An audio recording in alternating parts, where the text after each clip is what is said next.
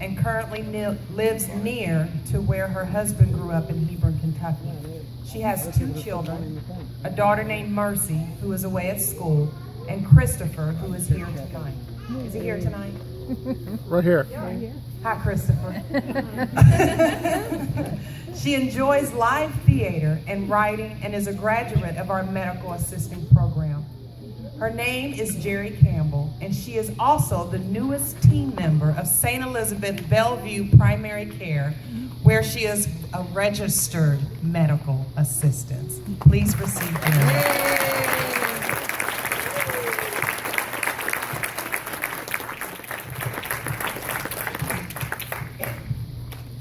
The theme, Hope Changes Everything, is very special to me, and I'm so honored to be here tonight. I have written this down. The reason that I'm going to read it is because, and my daughter doesn't think that I could ever do it, but I was limited to 10 minutes, so I think that I need to stick with my papers because I do enjoy talking. So, dear fellow graduates, instructors and staff of Brighton Center CET, and friends and family, I am honored to say a few words for our graduation ceremony tonight. Brighton Center is a very special place. Many of us arrived in the winter season of our lives. Like a tree stripped of its leaves, unable to weather the storm, shriveled up inside of itself because of the cold, we came. Tossed around like barren driftwood, we washed up on the shores of Brighton Center. Some of us quit a lot of programs and tried a lot of other things. We started and stopped many times. And maybe even in our first days of CET, we thought that this was just one more program to fail.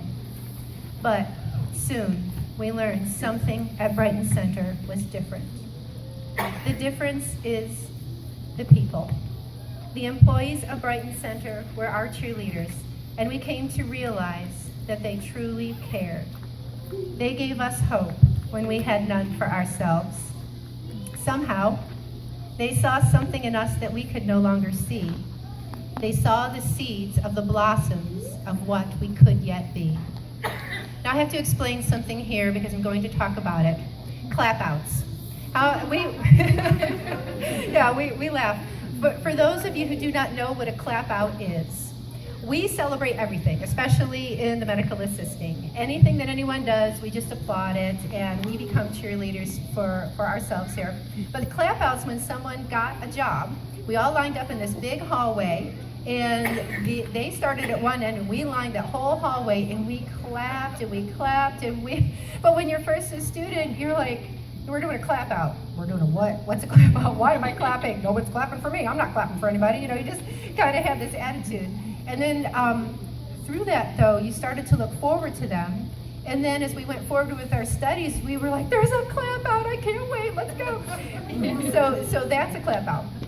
Okay, back to my little speech here. With every clap out, our attitude changed. And hope is what changed us. We learned how to get our eyes off of ourselves and how to be happy for someone else. Hope began to grow, and we started to look forward to clapping someone out. Something else happened at Brighton Center. All of us were confronted with something that held us back time after time. The thing that made some of us quit other programs. And we all know what each of us had. Like Superman's kryptonite, we faced our nemesis, and it was a different thing for everyone. For me, it was math. My inability to work with numbers and my fear of math held me back all of my life. But through a lot of prayer and my instructors here, through their patience and their tenacity and their encouragement, I faced my fear and I conquered not only the required math, but pharmacology as well. Skills I would need to become a good medical assistant. Our instructors fought these demons with us, and they never backed down because once again, they held on to the hope of what we would one day become, and they were not about to let us quit or sabotage ourselves anymore. So here we are tonight, coming out of the winter season of our lives and heading toward the beauty of springtime. And it's a very rare occasion that we get to see the blossoms of our accomplishments, but we see them this evening. Tonight, our caps and gowns are our blossoms. They are the visible promise of a glorious and bright future. So if you would please If you guys have a little paper that you got, and if you want to look on with someone, that's fine. It says Hope Changes Everything. This is the audience participation part of our program. But it's a little something when I prayed about what to do tonight. I just felt like these words came to me. And it's if you don't have a paper, but when I say because, all of us together, everybody in the room is going to say, hope changes everything. So I'll begin. When darkness surrounds me, I'll walk forward in the hope that the sun will shine again because hope changes everything. When I feel afraid and lonely and abandoned by friends, I'll walk forward in the hope that new friends will enter my life because hope changes everything.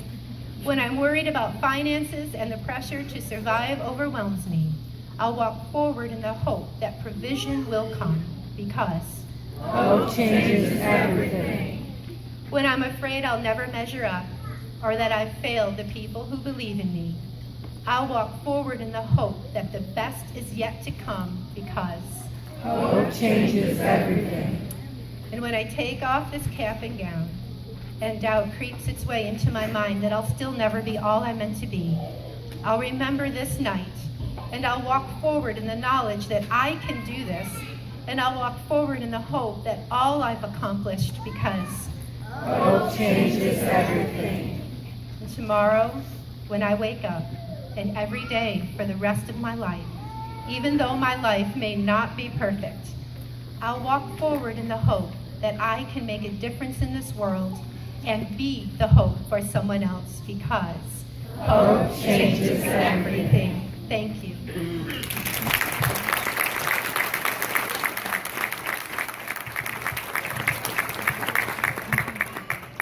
I'm gonna need one of them papers. There wasn't one in my seat, Geri.